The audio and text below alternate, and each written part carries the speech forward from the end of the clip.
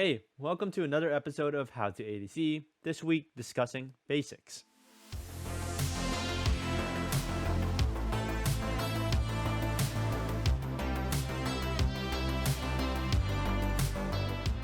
Knowing what summoner spells to take and when to take each one is often what many people like to ask me about because they are unsure in which scenarios they need to take it in.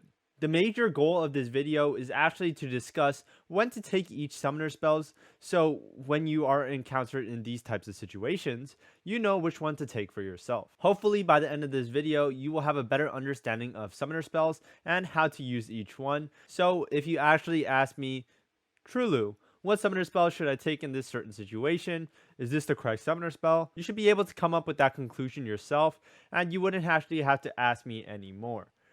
Otherwise, I will just refer you back to this video and you can rewatch it all over again. Well, I'm just kidding.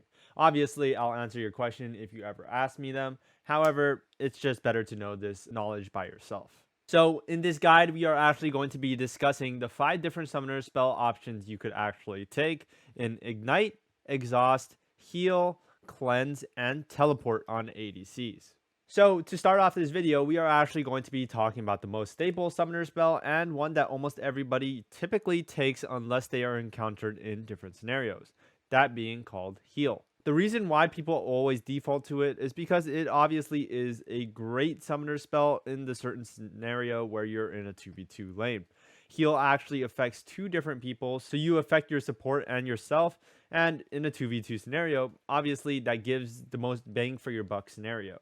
Also, considering the longer range of ADCs, taking things like Exhaust and Ignite in almost every scenario when you're playing against, let's just say, a Jinx Karma, you most likely would never be able to use those spells at all in laning phase. Also, considering the extra HP and movement speed that it provides for a gap closer, it really is just something that is super substantial and really should not be forgotten about at all. This is because it actually helps your support if he messes up, helps you if you mess up, and in general helps you play for more aggressive plays. In general, you should just always take heal unless you encounter a scenario where you don't have to take heal. So what I mean by that is just keep heal as a baseline, and if you encounter another scenario, which I am going to be talking about later in this video, you just end up taking the other summoner spell. As a famous quote says, if it's not broke, don't fix it. And that applies very well when you are using the heal summoner spell. So some great tips that you can use for heal is to actually heal before the ignite. So instead of healing when you're 1 HP or below 50% HP typically, you just heal right when they engage on you or when you're getting hooked. This is because many supports typically ignite when you're lower HP, and obviously you'll get the full effectiveness of heal without having that grievous wound on you, making it minus 50% healing. Another one is that giving movement speed on heal is actually super underrated of a tactic, and many times you could use it to gap close enemies and literally look for a more aggressive play or pattern to get a free kill.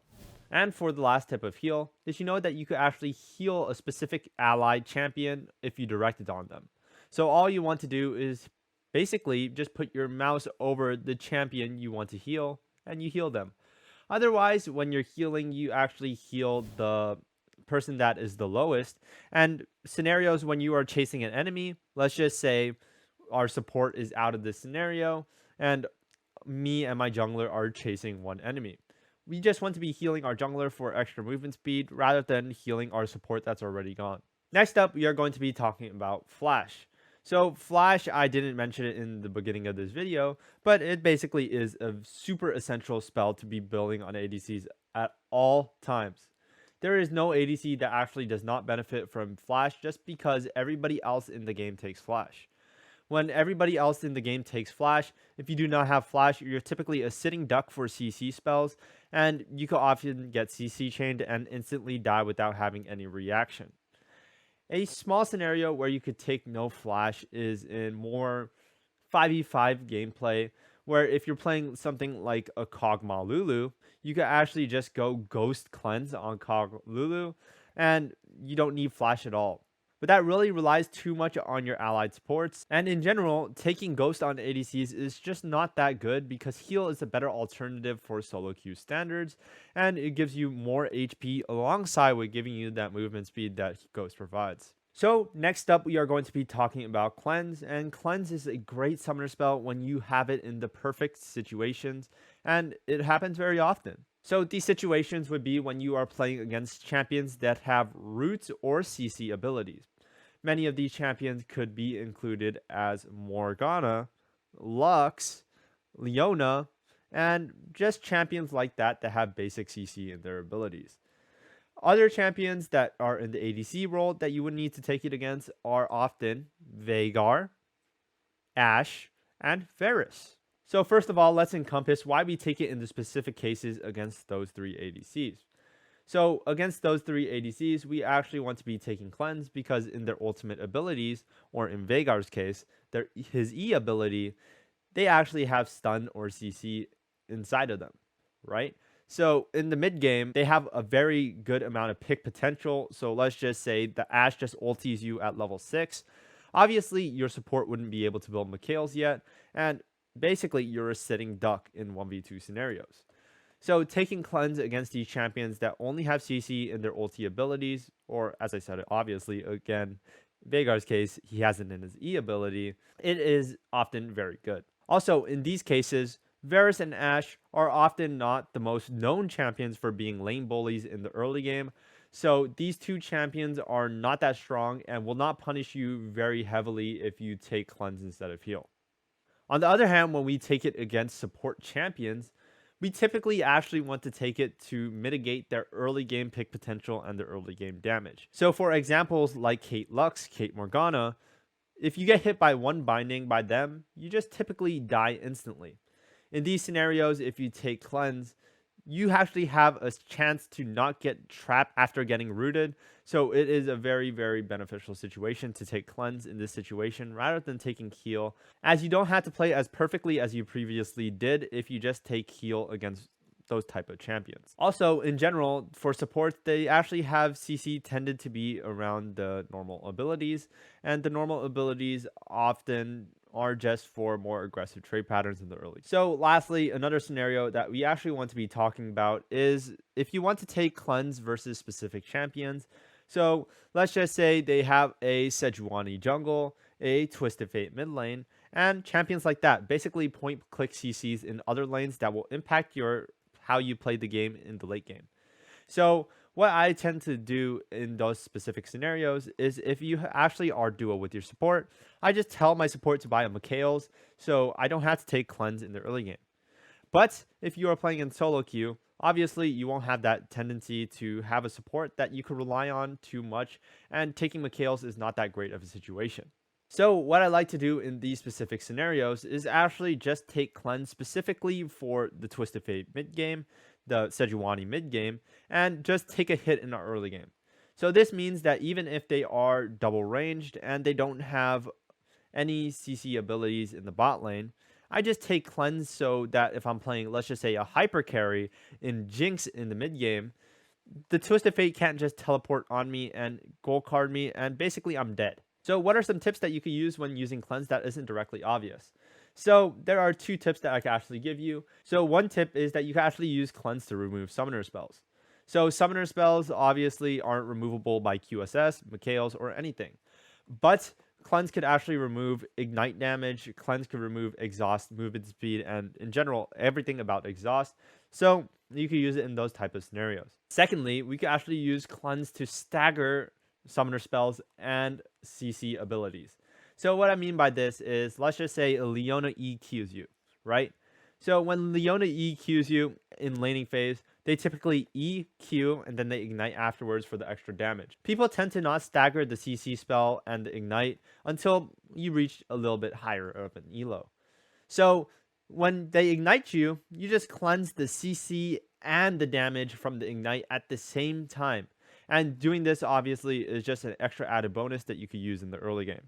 So now we are going to look at when to take exhaust and versus what champions we should actually take exhaust against. So this is a bit tough to dictate, but there are 3 champions that I actually always take exhaust versus, as they have more burst abilities and they tend to go into you as ADC champions. And those being Tristana, Samira, and Yassuo. So the reason being behind these is because they just have a lot of burst ability, and obviously exhaust just mitigates that more than heal actually does for you. And obviously, taking exhaust against these matchups scale a lot better into the late game as well. However, when else should I take exhaust in these type of scenarios? So when I like to take exhaust is basically when they have 2 or 3 assassin champions. So what I mean by this is I don't define assassins as any like specific role, but let's just say they have a Yone, a Diana jungle, right? So against a Yone Diana jungle, I typically want to take exhaust because when Diana dive bombs into us, right? And you just get a huge 5-man ulti, typically your whole team is instantly dead if you have no exhaust. But if I take exhaust in that specific scenario, Diana just chunks us and we still are able to live and basically are scotch free.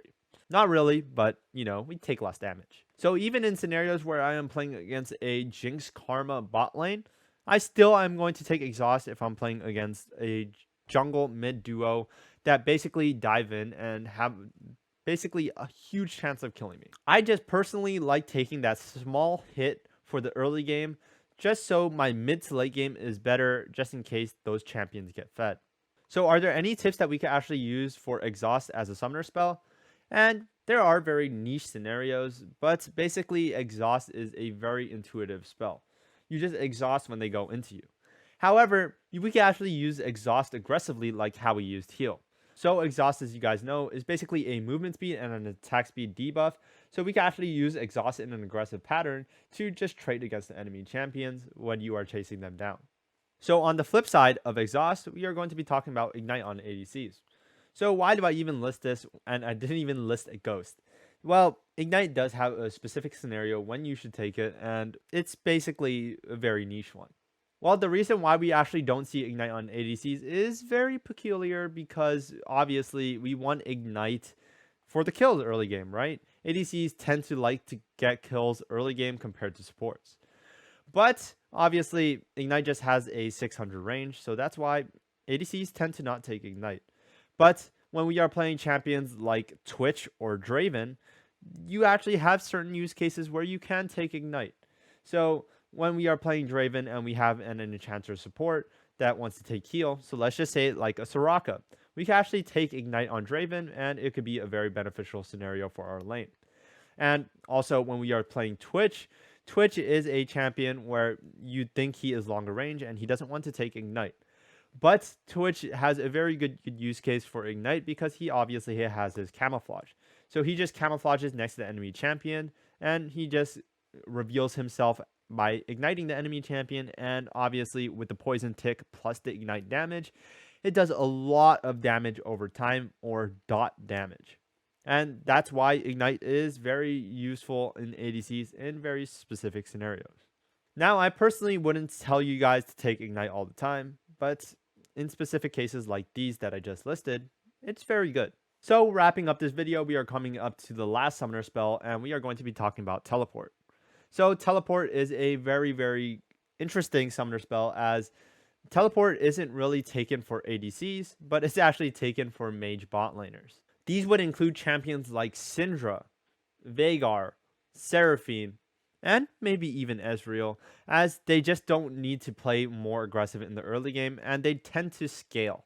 This is because when you trade too much in the early game playing these AP mages bot lane, you just tend to run out of mana very, very fast, and you have to be very conservative about the fights you actually take. Because even if you end up killing the enemy champion, you won't have enough mana to shove out certain waves. Taking teleport in these specific scenarios, even though mages have more of a spell-oriented damage output, makes it so that if you have burst trades and you're just trading very often in the early game, you could just teleport back and unfreeze your wave, or just teleport back for a free mana reset. Teleport in general on mages just feel really good as they don't have sustain, they need more mana, and you just like recalling a lot more on mages. What I personally like to do with teleport is try not to use too many spells playing mages in the early game, and just teleport back when you have 1300 gold. When you have 1300 gold, you reset for Lost Chapter, and basically you're in a very a-okay situation playing these mages with Lost Chapter, and basically never need to reset anymore unless you need to buy a big item purchase, let's just say like Liandry's, Luden's, or Everfrost. Now you may be wondering, why is teleport not that good on other ADCs? So with the durability patch that just came out as I made this video, obviously ADCs are more tanky, and theoretically we should be fighting less and scaling more. Well, that should be the case, right? But actually, it's not very common in solo queue. So solo queue, people will still fight. Obviously, people are bored. People will just fight, fight, fight, fight, fight. So when you're fighting that much very often, just teleport isn't that good on ADCs. And obviously, you just don't want to be taking it very often. I would say the only ADC you typically want to take it on is Ezreal. Ezreal is super good because obviously Ezreal is a more passive of a laner and doesn't like to trade very often, and supports know that, right? So you just teleport back into lane, get more item advantage. You don't have to plan out your recalls. You don't have to plan out your tempo. You just TP back and collect your wave. So that's all for this video, and summoner spells in general aren't that hard to do, aren't that complicated to do, and just are very, very intuitive to do once you actually understand how they work and against what specific scenarios you use them in. However, it is something not to slack on if you want to climb in solo queue. So having the right summoner spells in specific scenarios just makes it so you don't have to play as perfectly as you previously did, and just allows for more breathing thresholds and just basically more room to make mistakes. So thank you guys for watching this week's episode of How to ADC, and I'll see you guys next time.